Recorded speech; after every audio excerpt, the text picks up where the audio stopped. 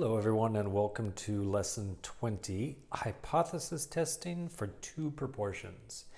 So we've done hypothesis testing just recently. Now it's going to be two groups instead of just one group. So basically we're comparing the two groups to see, does one have a better success rate? Actually on this one I said, let's see if they have the same success rate.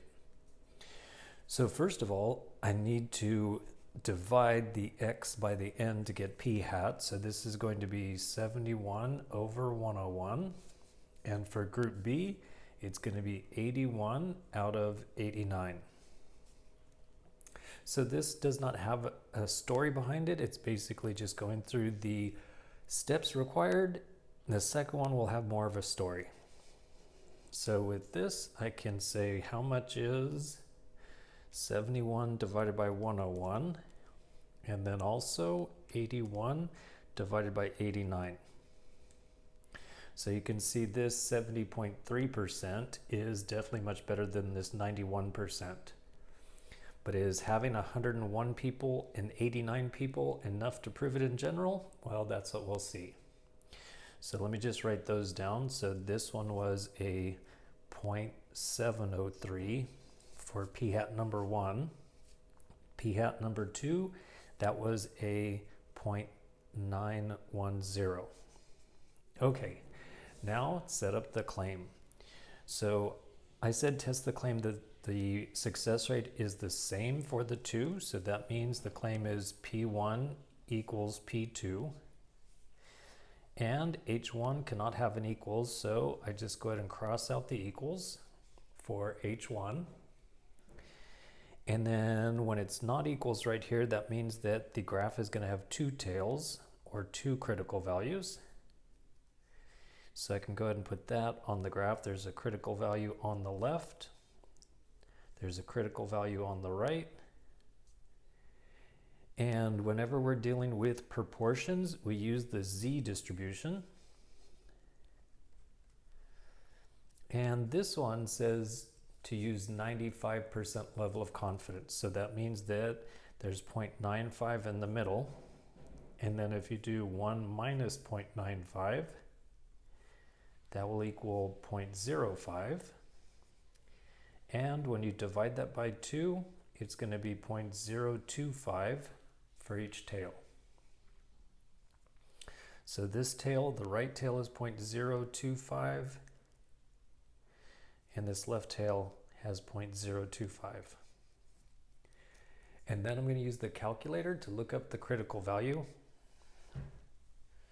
So just go to the distributions, go to second distribution, and then we need number 3, the inverse normal. And so I'll find this one on the left. 0.025. Leave the mean equal to 0, standard deviation equal to 1, and then look on the left side and put paste and then enter. And so it says that it's a negative 1.96. And since the graph is symmetric, that means that the other side equals a positive 1.96. Oh, you know what? I forgot to do H sub O, but that's okay because H sub O is so easy, it always just has an equal sign. All right, now we're ready for the test statistic.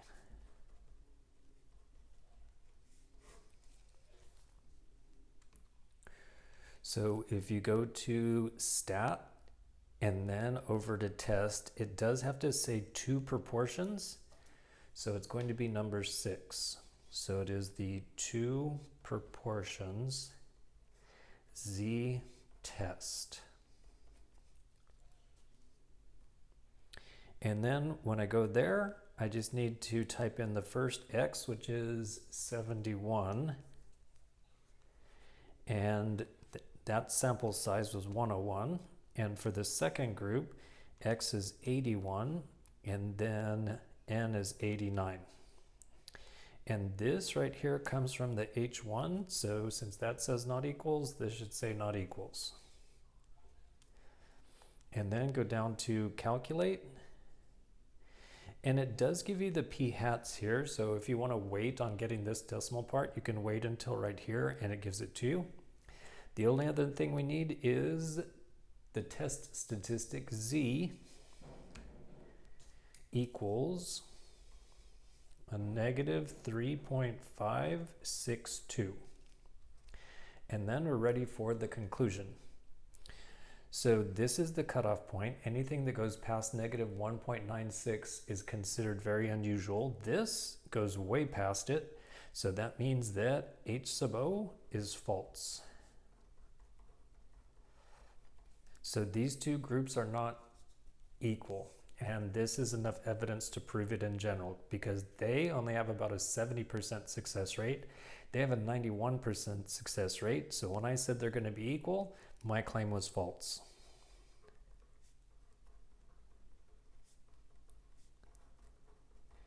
And we're done with the first one. For the second example, let me get a fresh page for the second example. So we're comparing the two baseball teams, the Baltimore Orioles and the Houston Astros. And this information is actually from last season. So for the Orioles, they won 101 out of 162 baseball games. And for the Houston Astros, they won 90 out of 162. And I could, like last time, go ahead and divide these and then write down the P1 and P2, or I could just wait. So this one's going to be, yeah, I'm just going to wait because the calculator is going to do that for me later. So test the claim that the Orioles have a higher success rate. So the Orioles are group number 1. So the claim is that in general, the proportion of success for group number 1 is higher or greater than for group number 2.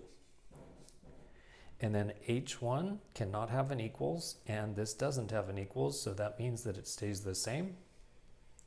And since this is pointing to the right, that means it's going to be a right-tailed test.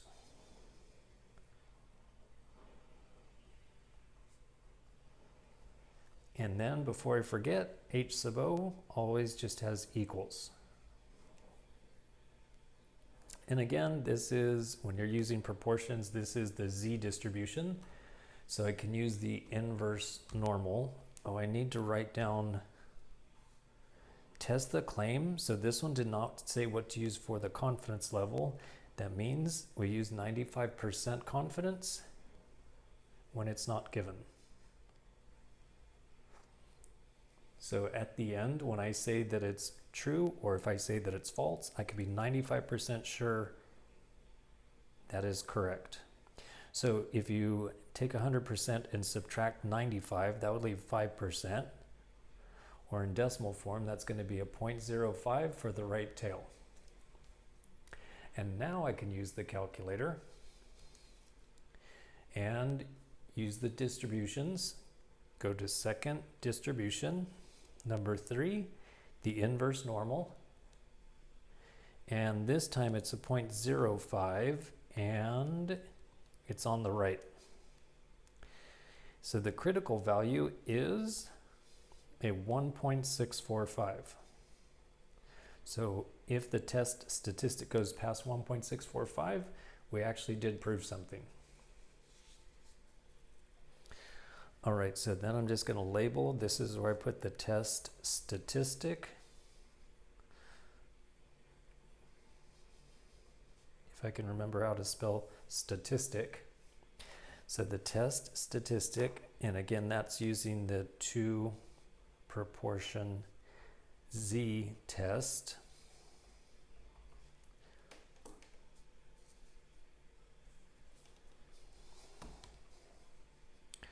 Okay, so go to stat and then to tests, and then it needs to say 2 proportions and it's a Z test. So that's number 6. And now I just need to enter this information. So for the Orioles, it is that X equals a 101 and N equals 162 baseball games. And then for the Astros, they won 90 out of 162 games. And then this is a right tail, because this says greater than. This one also needs to say greater than. And then just go to calculate. And before I write down the test statistic, I'm going to write down the P1 hat and P2 hat. So the first one is a 0.623. So this one is a 0.623. And then the other one is a 0.556. 0.556. And the other piece of information that I need is that Z equals a 1.242.